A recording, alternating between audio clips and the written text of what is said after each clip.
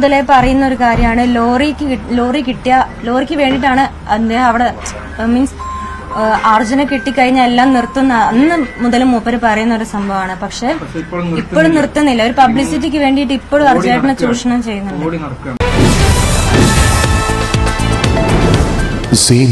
കേരളം. എവർക്കും നമസ്കാരം. കേരളക്കരയുടെ തേങ്ങലായി മാറിയ ഒരു ദുഃഖവാർത്തയായിരുന്നു അർജുൻ്റെ വേർപാട്. 72 ദിവസം കഴിഞ്ഞ് അർജുനെ കിട്ടി. പക്ഷേ അദ്ദേഹത്തോടൊപ്പം ഈ 72 ദിവസം അവിടെ നിന്ന് പ്രവർത്തനങ്ങൾക്ക് നേതൃത്വം കൊടുത്ത ഒരാളെന്ന നിലയിൽ മനാഫ് കേരളത്തിൽ വലിയൊരു ഹീറോ ആയി മാറുന്ന ഒരു കാഴ്ച നമുക്ക് കാണാൻ കഴിഞ്ഞിട്ടുണ്ട്. എന്നാൽ ഇതിനെല്ലാം വിരുദ്ധമായിട്ടിപ്പോൾ ഏതാണ്ട് അരമണിക്കൂർ മുമ്പേ സർവ്വ ചാനലുകളിലും അവരുടെ കുടുംബം അർജുൻ്റെ വൈഫ് ഉൾപ്പെടെയുള്ള ഈ ദുഃഖത്തിൽ നിന്ന് വിട്ടുമാറും മുമ്പ് ഒരു വൈഫ് ഉൾപ്പെടെയുള്ള ഇതിനെതിരെ പറയണമെന്നുണ്ടെങ്കിൽ ആ കുടുംബം ഈ ദുഃഖത്തിലും ഇങ്ങനെ പറയുന്ന ഒരു അവസ്ഥ വരണമെന്നുണ്ടെങ്കിൽ അവരെ മുതലെടുക്കുകയല്ലേ മനാഫ് ചെയ്തത്. അതായത് ഈശ്വർ മാൽപ്പയും ഇപ്പോൾ കുടുംബം പറയുന്ന കാര്യം എന്ന് പറഞ്ഞാൽ ഈശ്വർ മാൽപ്പയും മനാഫും കൂടി കളിച്ച കളികളാണിതെന്നാണ് പറയുന്നത്. എനിക്ക് സത്യം പറഞ്ഞ് വിശ്വസിക്കാൻ പറ്റുന്നില്ല. മനാഫ് എന്ന് പറഞ്ഞ നമ്മുടെ ഒരു ഹീറോ ആയിട്ട് മാറിയിരിക്കുകയായിരുന്നു ഇതുവരെ. ഇത്രയും കാലം അഞ്ചു പെട്ടെന്ന് തരത്തിൽ വൈകാരിക തലത്തിൽ പോകാൻ കാരണം അവിടുത്തെ ഈ കളികളൊക്കെ കണ്ടപ്പോഴാണ് അഞ്ചു ഇത്രയും വൈകാരിക തലത്തിൽ മാറിപ്പോയത്. അവളാണ് വന്നിട്ടുണ്ടായിരുന്നു. എന്നിട്ട് ഇവർ ഈ യൂട്യൂബ് ചാനൽ കൊണ്ട് ഈ അർജുനെ ലോറി പൊക്കുന്നതും ഇതെല്ലാം നാട്ടിൽ അതിന് നമ്മുടെ മുഖ്യധാരം അർജുനോട് കുടുംബത്തിനോട് സ്നേഹമുണ്ടെങ്കിൽ അദ്ദേഹം അങ്ങനെ ഒരു കാര്യം ചെയ്യേണ്ട ആവശ്യമുണ്ടോ? ആലോചിച്ച് നോക്കൂ. കോമൺ സെൻസ് ആണ്. അപ്പം ഇതെല്ലാം ഈശ്വർ മാൽപ്പയും പിന്നെ മനാഫയും കൂടി നടന്ന ഒരു നാടക പരമ്പരയായിരുന്നു നടന്നത്. കുടുംബം ആരോപിക്കുന്ന ഒരു കാരണം എന്ന് പറയുന്നത് മനാഫിൻ്റെ യൂട്യൂബ് ചാനലിലൂടെ അവിടെ നിന്ന് ഈ വാർത്തകളെല്ലാം അന്നേരം അപ്ലോഡ് ചെയ്യുകയും അതിന് റീച്ച് കൂട്ടുകയും ചെയ്തിരുന്നു. അപ്പോൾ കുടുംബത്തെ എൻ്റെ അടുത്ത് പറഞ്ഞു 500 ഇപ്പോൾ 600 പേര് കണ്ടു. അപ്പോൾ ആ ഒരു രീതിയിലൊക്കെ സത്യത്തിൽ കേരളം നടുങ്ങിയൊരു വാർത്തയായിട്ടാണ് എനിക്ക് തോന്നുന്നത്. ഈ നിമിഷം വരെ എല്ലാവരും അർജുനൊപ്പം നിന്ന് മനാഫിനെ പുകഴ്ത്തുന്ന ഒരു സ്ഥിതിയാണ് ഇന്ന് ഉച്ച വരെയും അല്ലെങ്കിൽ വൈകുന്നേരം വരെയും ഉണ്ടായത്.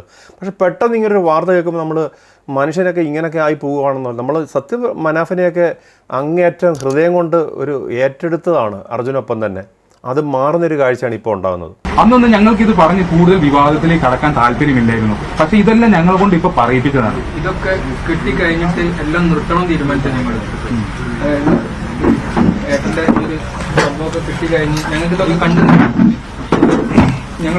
നിൽക്കുമ്പോഴേ ഞങ്ങൾ തീരുമാനിച്ചതാണ് ഇതൊക്കെ കഴിഞ്ഞിട്ട് എല്ലാം നിർത്താം, ഞങ്ങളുടെ ജീവിതത്തിലേക്ക് പോവാം. അർജുന്റെ അനുജൻ അഭിജിത്ത് പറയുന്നത് ഈ പ്രവർത്തനങ്ങൾ അവിടെ നടക്കുമ്പോൾ തന്നെ അഭിജിത്ത് മനാഫിക്കായിക്ക് മെസ്സേജ് അയച്ചു, പല മെസ്സേജുകൾ അയച്ചു. ദിവസം ഇങ്ങനെ 2-3 വീഡിയോ ഇടരുത്, അത് ഞങ്ങൾക്ക് കുടുംബത്തെ ബാധിക്കുന്നുണ്ട്, അത് സ്റ്റോപ്പ് ചെയ്യണമെന്ന് പറഞ്ഞിട്ട് അതിനൊരു റിപ്ലൈ പോലും ഈ മനാഫ് എന്ന വ്യക്തി കൊടുത്തിട്ടില്ല. അതൊക്കെയാണ് അവിടെ സംഭവിച്ചിട്ടുള്ളൊരു കാര്യം. അനിയൻ പറയുന്ന വാക്കുകളെന്ന് കേൾക്കാം. ഞാൻ എന്താ മനാഫ്ക്കായി ചെയ്ത മെസ്സേജുകൾ നിങ്ങൾക്ക് വേണേൽ കാണിച്ചു തരാം. ഒന്ന് നിർത്തണം. ഇത് ഓരോ ദിവസവും 3-4 വീഡിയോ വെച്ചിട്ട് യൂട്യൂബിൽ ഇങ്ങനെ ഇന്റർവ്യൂ നടത്തിക്കൊണ്ടിരിക്കുക. കാരണം ഞങ്ങളെ എന്ത് ഇന്റർവ്യൂ നടത്തുമ്പോഴും അത് ഞങ്ങളെ ബാധിക്കുകയാണ്, ഞങ്ങളെ കുടുംബത്തിനെതിരെ ബാധിക്കുകയാണ്. എന്തൊരു ഇന്റർവ്യൂ നടക്കുമ്പോഴും അതിൽ ഓരോ നമ്മൾക്ക് കുടുംബത്തിനെതിരെ ക്വസ്റ്റ്യൻസ് വരും, അതിന് ഉത്തരം നൽകൂ, പ്രശ്നം വരും, പുറത്തിറങ്ങാൻ പറ്റാത്ത സാധ്യത. ഞാൻ ഇത്ര കോൺടാക്ട് ചെയ്തിട്ട് മനാഫ്ക മെസ്സേജിന് റിപ്ലൈ തരുമൊന്നുമില്ല. അത് നിർത്താനുള്ളൊരു ഭാവമല്ല. അന്ന് മുതലേ പറയുന്ന ഒരു കാര്യമാണ് ലോറിക്ക് വേണ്ടിയിട്ടാണ് അദ്ദേഹം അവിടെ. മറ്റാര് പറയുന്നതിന് അപ്പുറം അർജുൻ്റെ ഭാര്യ, നമുക്കറിയാം നമ്മുടെ മനസ്സിൽ നിന്ന് അർജുൻ്റെ ആ ഓർമ്മകളൊന്നും മാഞ്ഞിട്ടില്ല. അർജുൻ്റെ ഭാര്യ ഒരു മീഡിയയ്ക്ക് മുൻപിൽ ഒന്ന് പറയണമെന്നുണ്ടെങ്കിൽ അവർക്കുണ്ടായ ഒരു ഫീലിംഗ് എന്തായിരിക്കും? ഇപ്പോഴും അത് നിർത്താനല്ല, ലോറി കിട്ടിക്കഴിഞ്ഞാൽ അല്ലെങ്കിൽ അർജുനെ കിട്ടിക്കഴിഞ്ഞാൽ ഇത് നിർത്തുമെന്ന് പറഞ്ഞതാണ്. പക്ഷേ ഇപ്പോൾ അതിന് ശേഷം വരുന്ന 2 ദിവസം കൊണ്ട് സർവ്വ ചാനലുകൾക്കും ഇൻ്റർവ്യൂ കൊടുക്കുക, വലിയൊരു ഫാനായിട്ട് കേരളത്തിലെ ജനങ്ങളുടെ ഒരു ഫാൻസ് ഗ്രൂപ്പ് ഉണ്ടോയെന്നിപ്പോൾ ഇതാണ്. അത്രയും ഇമേജ് ക്രിയേറ്റ് ചെയ്യുന്ന ഒരാളായിട്ടാണ് മാറുന്നതെന്നാണ് അർജുൻ്റെ വൈഫ് പറയുന്നത്. അന്ന് മുതലേ പറയുന്ന ഒരു കാര്യമാണ് ലോറിക്ക് വേണ്ടിയിട്ടാണ് അദ്ദേഹം അവിടെ മീൻസ് അർജുനെ കിട്ടിക്കഴിഞ്ഞാൽ എല്ലാം നിർത്തുന്ന അന്ന് മുതൽ മൂപ്പര് പറയുന്ന ഒരു സംഭവമാണ്. പക്ഷെ ഇപ്പോഴും നിർത്തുന്നില്ല. ഒരു പബ്ലിസിറ്റിക്ക് വേണ്ടിയിട്ട് ഇപ്പോഴും അർജുനേട്ടനെ ചൂഷണം ചെയ്യുന്നുണ്ട്. അർജുന്റെ തിരച്ചിലിന്റെ 3ാം ഘട്ടമായിരുന്നു ഇപ്പം നമ്മൾ ലാസ്റ്റ് ഈ ഘട്ടത്തിലാണ് നമുക്ക് ആ അർജുന്റെ ആ ബോഡി കിട്ടിയത്. ഇപ്പം ലാസ്റ്റ് കർണാടക സർക്കാർ തീരുമാനിച്ചത് മറ്റ് മാർഗങ്ങളൊന്നും അവിടെ എഫക്റ്റീവ് ആകാത്തത് കൊണ്ട് ഡ്രഡ്ജർ കൊണ്ടുവന്ന് അവിടെ ഒരു അവസാനഘട്ട പരീക്ഷണമായിരുന്നു. ആ കാര്യങ്ങൾ മനാഫ് പറഞ്ഞിരുന്ന വീട്ടുകാരടുത്ത് പറഞ്ഞത് ഇതിനെതിരാണ്, ഡ്രഡ്ജറൊന്നും കൊണ്ടുവരില്ല, അല്ലെങ്കിൽ കൊണ്ടുവന്നാൽ പ്രയോജനമില്ല എന്നാണ്.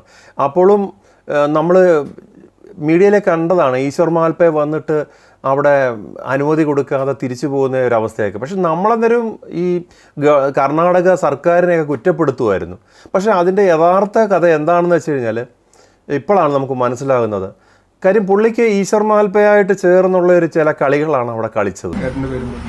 ഈ പിന്നെ ഇതിൽ മറ്റൊരു കാര്യം പറയാനുള്ളത്, ഈ ഡ്രഡ്ജർ കൊണ്ടുവരുന്നത് സംബന്ധിച്ച് ഈ ഡ്രഡ്ജർ കൊണ്ടുവരാൻ പറ്റില്ല ജിതിനെ, അതിലൊന്നും ഒരു കാര്യമില്ല, എനക്ക് തോന്നുന്നുണ്ടോ ഡ്രഡ്ജർ കൊണ്ടുവരും എന്ന് പറഞ്ഞ് നിരുത്സാഹപ്പെടുത്തിയിട്ട് അയാളെ രീതിയിലേക്കുള്ള കാര്യങ്ങൾ ആക്ഷൻ കമ്മിറ്റി രൂപീകരിക്കുകയും പിന്നെ ആ രീതിയിലേക്കുള്ള എന്താ രസകരമായിട്ടുള്ള കാര്യങ്ങളിലേക്ക് പോവുകയാണ് ചെയ്യേണ്ടത്. ഇത് കിട്ടുന്നത് ഒരു കാര്യം മനാഫ് പറഞ്ഞു ഒരു മീഡിയയിൽ, എന്താണെന്നറിയോ, ഡ്രഡ്ജർ കൊണ്ടുവരണം എന്നുണ്ടെങ്കിൽ പുള്ളിയുടെ വീട് വിറ്റിട്ടാണെങ്കിലും 1 കോടി രൂപ പുള്ളി കൊടുക്കുമെന്ന്.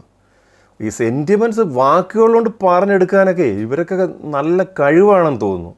വീട്ടുകാരെ അനുഭവിച്ച ഈ ഇത്രയും വലിയൊരു ദുരന്തം, ഒരു അംഗം നഷ്ടപ്പെടുമ്പോഴും അവർക്കുണ്ടാകുന്ന ആ ഒരു വികാരത്തെ മുതലെടുക്കുകയാണ് മനാഫ് അവിടെ ചെയ്തത്. കുറച്ച് ബുദ്ധി തോന്നി, വേഗം വീഡിയോ എടുത്ത് വെക്കാൻ. കാരണം ജനങ്ങൾ അറിയണം എന്തൊക്കെ അവിടെ നടക്കുന്നത്.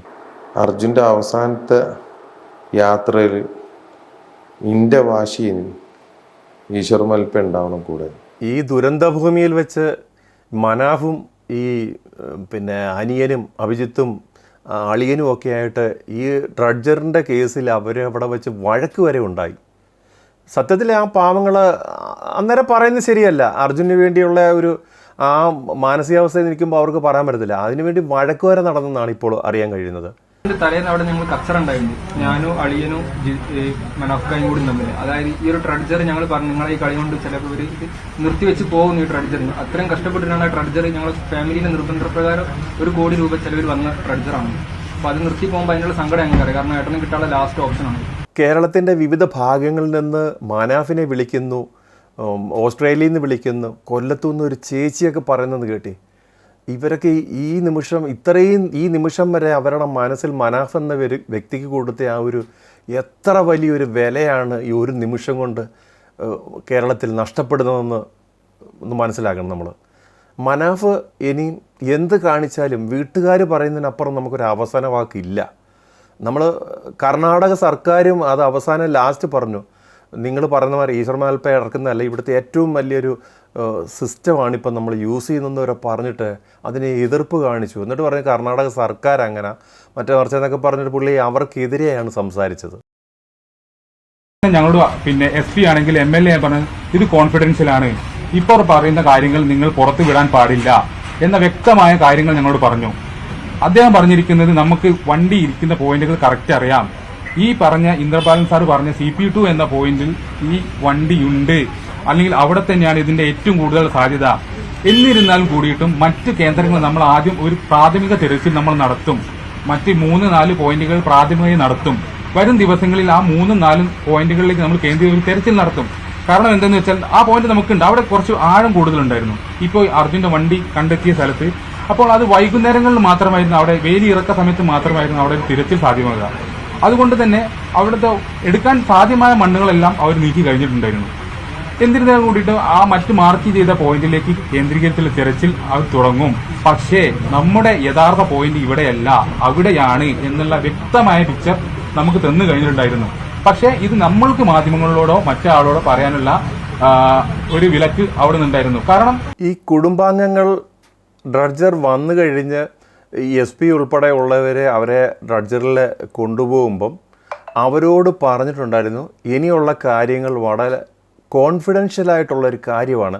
കാര്യം എല്ലാ വിവരങ്ങളും മീഡിയയിലൂടെ പറഞ്ഞു കഴിഞ്ഞാൽ അതിൻ്റെ അവരെ പ്രതികൂലമായി ബാധിക്കുമെന്ന് പറഞ്ഞുകൊണ്ടാണ് അവർ പറയാത്തതെന്ന് പറയുന്നുണ്ട്.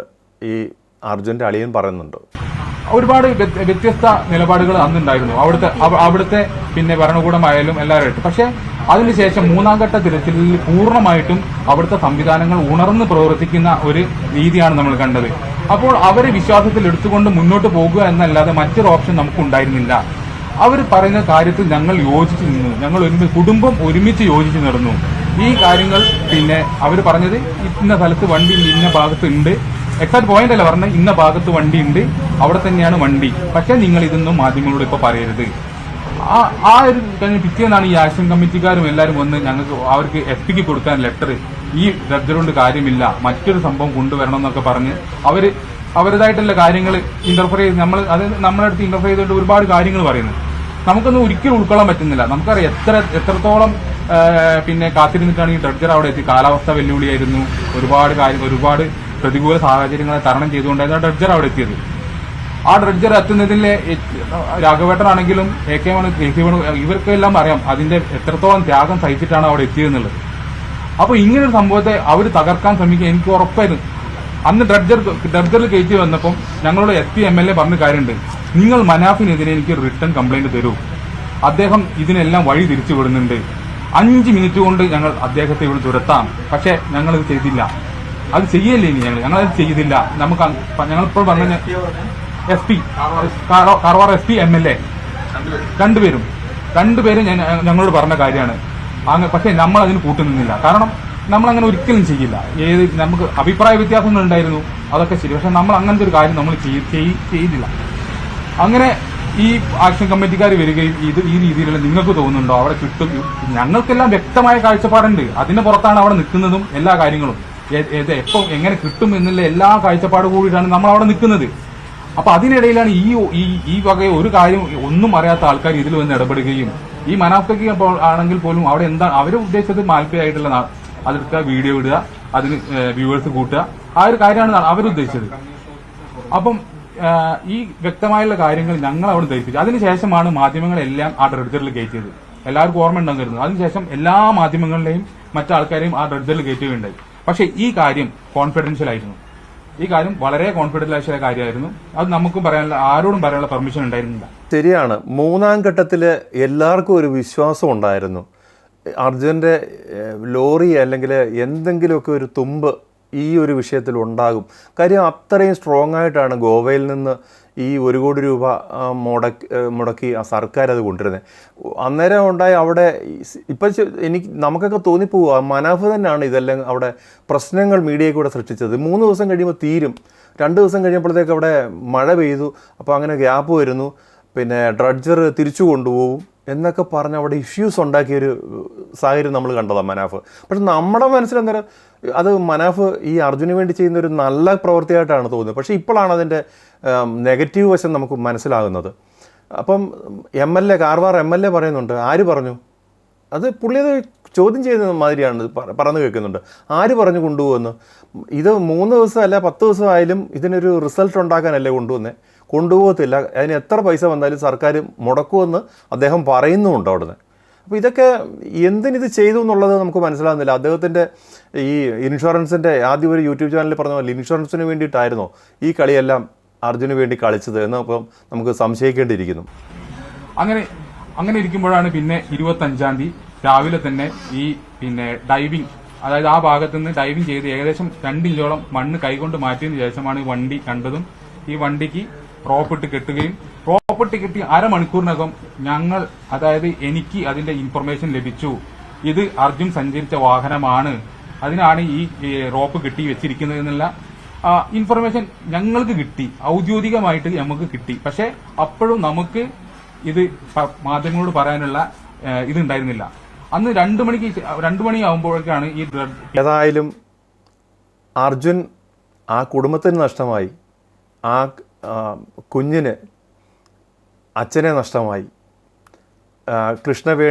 കൃഷ്ണപ്രിയയാണോ എനിക്കറിയില്ല, ആ കുട്ടിക്ക് ഭർത്താവിനെ നഷ്ടമായി, അഭിജിത്തിന് ജ്യേഷ്ഠനെ നഷ്ടമായി, അമ്മയ്ക്ക് മകനെ നഷ്ടമായി.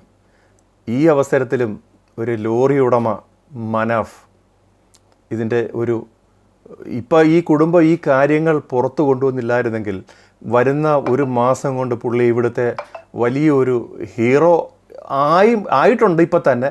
അതിനിപ്പോൾ അതിലേക്ക് ഇനി അടുത്ത ഇലക്ഷനൊക്കെ നിന്ന് MLAയോ MP ഒക്കെ ആകാനുള്ള ശ്രമമായിരിക്കും നടത്തുന്നതെന്ന് തോന്നുന്നു. ഏതായാലും ആ കുടുംബത്തിന് ഈ അർജുൻ്റെ തീരാദുഃഖത്തിൽ നിന്ന് എല്ലാം മോചിതരായിട്ട് ആ കുടുംബത്തിന് നല്ല രീതിയിൽ ജീവിതം ഉണ്ടാകട്ടെ എന്ന് ആശംസിച്ചുകൊണ്ട് നിർത്തുന്നു. നന്ദി, നമസ്കാരം.